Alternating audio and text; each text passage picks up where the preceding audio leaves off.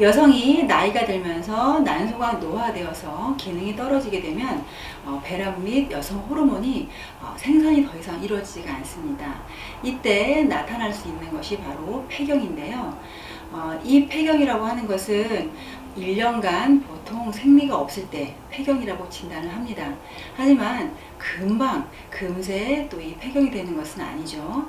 그래서 보통은 40세 전후부터 해서 점차적으로 생리에 문제가 생기면서 일정 시간이 딱 되면 생리가 끊어지는 그런 폐경 현상이 일어나게 되는데, 이렇게 생리가 불규칙하게 진행하다가 보통은 생리가 끊어진 그 이후로부터 1년간을 우리가 폐경 이행기 혹은 갱년기라고 말을 합니다.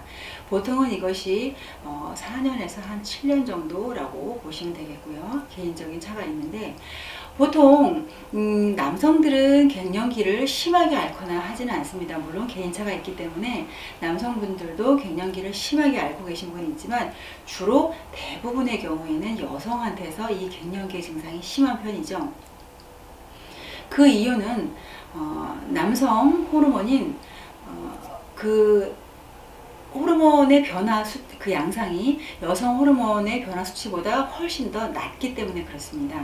그래서 여성 호르몬의 변화는 굉장히 급격하게, 그리고 증상도 훨씬 더 심하게 보여질 수가 있기 때문에 사실은 갱년기라고 표현을 했을 때는 주로 여성들에게 그 증상이 또 많이 심하게 나타나는 그런 경우가 있을 수가 있죠.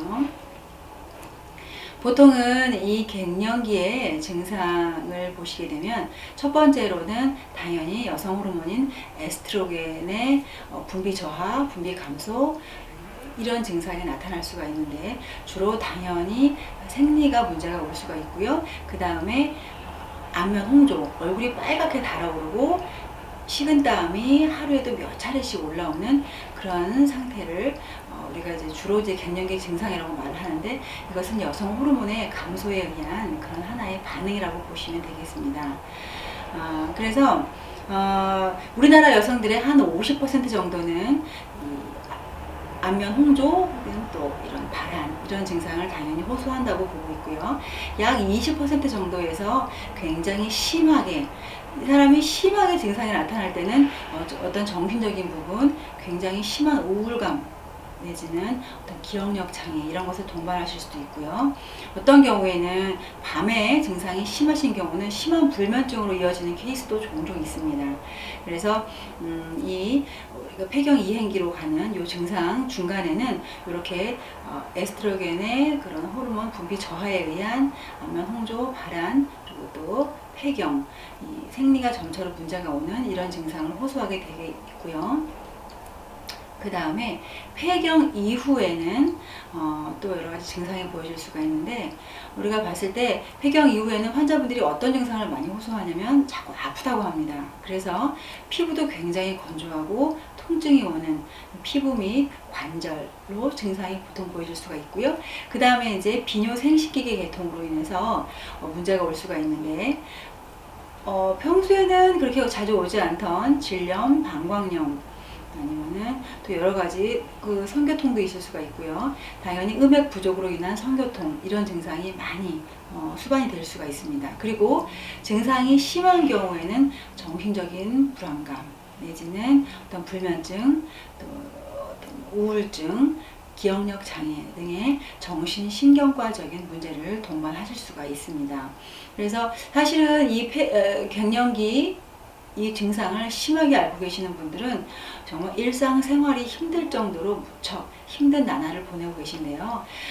여러 가지 양의학적으로는 호르몬 대체요법도 있지만, 증상이 정말 심하신 분들은 호르몬 대체요법으로도 잘 효과를 못 보시는 그런 분들도 종종 있습니다. 사실 그래서 이런 갱년기에는 한의학적으로 정말 많은 도움을 받고 있다는 그런 유효한 효과가 있다는 논문이 또 종종 발표가 되어 있는데요. 우리가 갱년기라고 하는 것은 말 그대로 내가 몸이 쇠약해지는 시기라고 보셔도 무방합니다. 일정 연령대 이후로는 몸이 떨어지기 때문에 이 갱년기 질환은 당연히 몸의 기능이 떨어지는 것을 바탕으로 하고 그 위에 다른 또 질환들을 함께 볼 수가 있는데, 주로 이제 이런 갱년기에는 신장의 기능과 굉장히 또 밀접한 연관이 있다. 신장, 방광, 자궁 이 세 가지 기능의 저하가 사실은 가장 큰 갱년기의 원인이 되겠죠. 그래서 누구나 갱년기를 심하게 앓거나 하는 건 아닙니다. 정말 모르는 듯이 잘 지나가시는 분들도 있고, 그동안 건강관리를 잘 못하셔서 몸이 안 좋으신 경우에는 갱년기를 굉장히 심하게 앓습니다. 그래서 한의학적으로 봤을 때는 이 갱년기에 해당하시는 분들 정말 좋은 치료 효과를 종종 보시기 때문에 한의학적으로는 어떻게 바라볼까? 사실은 주로 아까도 말씀드렸지만 허한 증상을 깔고 있습니다. 그래서 그럼 무엇이 가장 허약하느냐? 따지고 본다 그러면 가장 크게 좌우를 하는 것이 바로 신장이라는 그런 장부인데, 신장에도 음이 허하고 또 양이 허한 그런 또 증상이 있습니다. 신장의 양이 허할 때는 주로 환자들이 굉장히 춥다, 이런 증상을 많이 호소하시고, 소변도 양이 굉장히 많고 무척 자주 본다. 그래서 환자분들이 나 주로 먹는 거 다 소변으로 보는 것 같아요 라고 표현을 하시는 분들이 종종 있으신데, 이렇게 신장의 양이 허할 때는 일단은 냉, 또 한기 이런 쪽으로 증상이 보여지실 수가 있습니다. 신장의 음이 허한 경우에는 우리가 신장의 음이 허한 경우 가장 먼저 보여지는 것이 바로 허리에 대한 부분이죠. 그래서 허리 통증이 그렇게 심하지 않지만 은근히 있는 경우, 그리고 입이 자꾸 마르는 경우, 근데 물을 쉽게 막 들이키지는 않지만 종종 입이 말라서 물로 좀 축이고 싶은 그런 욕구를 느낀다. 이런 경우는 내가 신장의 음의 기운이 약간 허할 수 있겠구나, 이렇게도 보실 수가 있고요. 그 다음에 우리가 이 신장의 기능이 허한 것과 더불어 심장과의 그런 연계관계가 잘 되지 않는 경우, 이럴 때는 가장 큰 증상이 꿈을 많이 꾼다. 이것을 한의학적으로는 우리가 심신불교라고 하는데요. 심신불교에 의한 그런 갱년기 증상은 수면을 불면증도 물론 있겠지만 주로 꿈자리에서 내가 헤맨다, 꿈을 많이 꾼다, 그리고 자다가도 식은땀이 종종 난다, 그리고 자꾸 이 얼굴에서도 크게 얼굴이 붓지는 않는데 약간 열감이 살짝 요 양쪽 이 관골 쪽, 요 광대뼈 쪽으로 올라가는 것 같다, 이런 증상을 호소하시는 것이 심신불교입니다. 그래서 심장과 신장이 서로 어울리지 못한다라고 해서 심신불교인데요. 이때는 어떤 작은 것에도 자꾸 심장이 두근거린다든지 이런 증상을 호소하실 수가 있습니다. 그리고 또 하나 중요한 것은 또 이 갱년기에 있어서 우리가 그동안에 그 스트레스에 해당하시는 분들이 굉장히 심한 스트레스가 있다고 하면 갱년기가 훨씬 심해지는 양상을 보입니다. 그래서 그것을 우리가 간울이라고 해서 스트레스에 해당하는 간울, 이것으로 인해서 갱년기가 오는 경우 자꾸 입맛이 쓰게 되고 늘 얼굴이 사람들이 봤을 때 여기 약간 시커멓다, 내지는 약간 안색이 너무너무 어둡다, 이런 표현을 하시는 분들이 많은데, 이럴 때는 우리가 간울, 즉 스트레스와 연관시켜서 보는 그런 갱년기다라고 보실 수가 있고요. 그 다음에 마지막으로는 심비양허, 심장과 비장, 이럴 때는 주로 어떻게 되냐면 우리가 내 몸의 전반적인 기운이 다 빠졌다.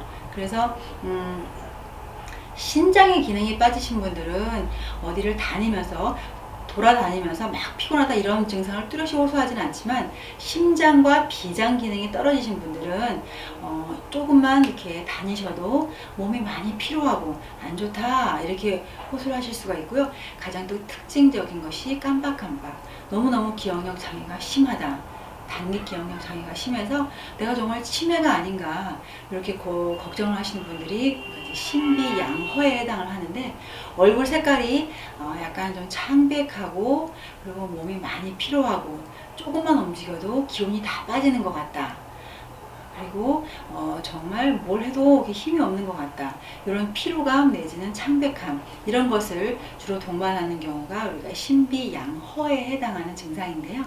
구체적인 것은 정말 진맥을 통해서 정확한 원인을 판단해서 갱년기 질환에 유효하게 처방을 하게 되면 충분히 좋은 효과를 발휘할 수가 있습니다.